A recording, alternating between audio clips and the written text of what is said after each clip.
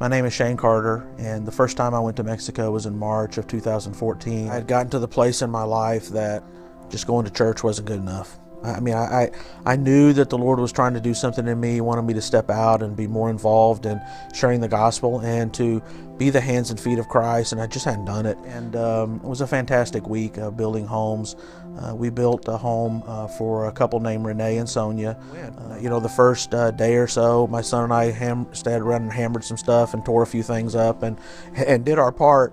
But then we kind of found ourselves migrating off to the side a bit and just loving on Renee and Sonia and getting to know them. And Renee and I connected at the job site. We spent some time.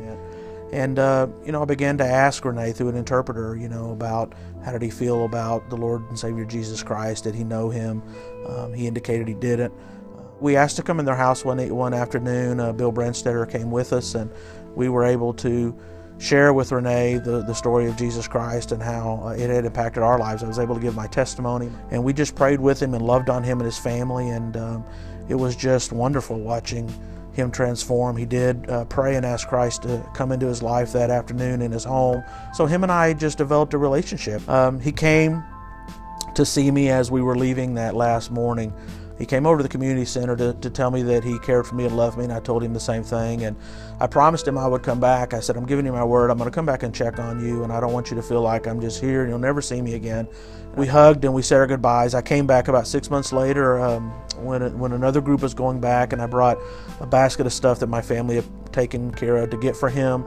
And so I went to the house, and Renee was not there, which is not uncommon. He was working. I think he was taking on a third job. And Sonia was quite thrilled to see us, and we laughed and hugged and said over and over, Renee's going to be so upset that he didn't see you, and so we left. And I was just so devastated last week. My heart just hurt so badly when I found out that Renee was killed. He was working a third job to take care of his family, and evidently there was a cartel car that was running from the police, and I guess they ran into the taco stand that he was working at. And my heart broke for Sonia and the girls.